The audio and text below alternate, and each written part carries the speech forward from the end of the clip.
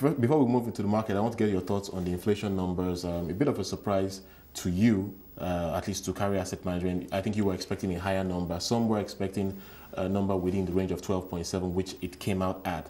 But your thoughts on the outlook for inflation going forward? Yeah, good morning, Wole. It's nice having me on your show. I want to believe that inflation is always a cause of concern in the economy, and there will always be numbers that investors will look at in the economy. Now, yes, you're correct. Inflation had moderated year on year from 12.9% in April to 12.7% in May.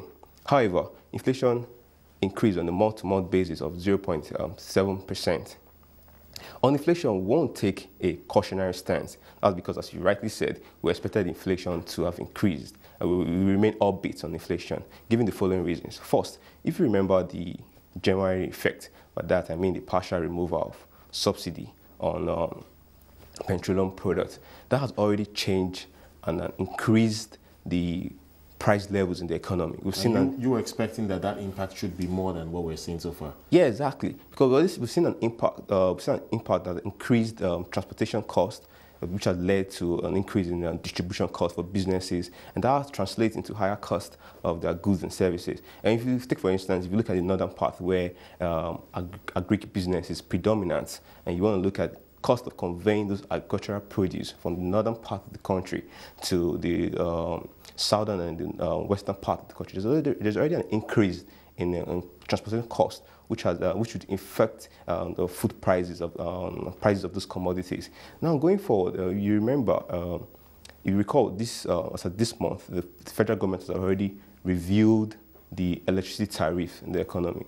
So that's an upward review for next 3 years, and that's going to impact and affect inflation going forward.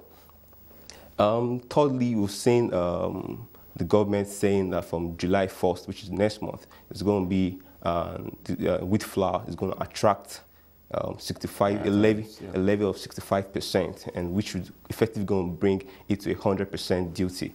And we believe that would affect wheat based food in the economy, particularly bread, which is a basic and key staple for most average Nigerians in the economy. So we believe that those reasons will affect inflation going forward in 2012.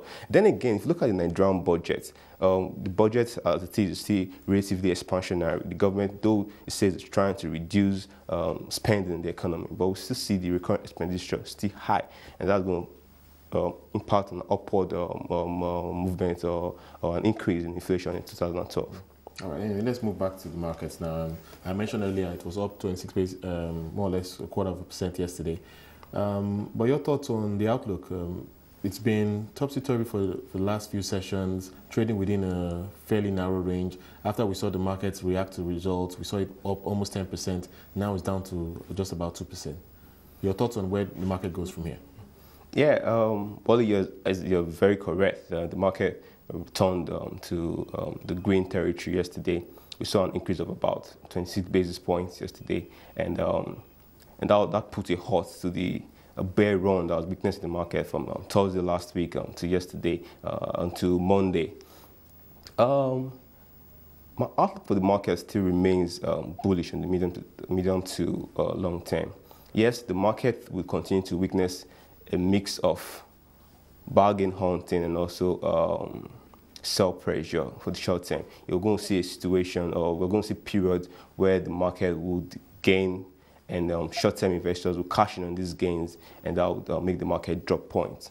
So in the short term, yes, we continue to see a mixture of the bears and the bulls alternating. Then again, let's not forget that our market is highly patronized by falling portfolio investors, and these investors account for over 60% of transactions at the market. And we shouldn't forget the fact that our market isn't immune from the global economic volatilities. For instance, the global economic crisis in the Eurozone. All this negative sentiment affects the performance of our markets. And again, for us to see a sustained bear run in the market, we have to see fundamental reforms in our market. We have to see the government coming with stable economic policies, which would improve on investors' confidence in the market. We have to see situations where PFAs, as in institutional investors in the market, are compelled by regulation to invest a certain percentage, which is more than what they're doing at the moment in the capital market, and that would boost liquidity in the market.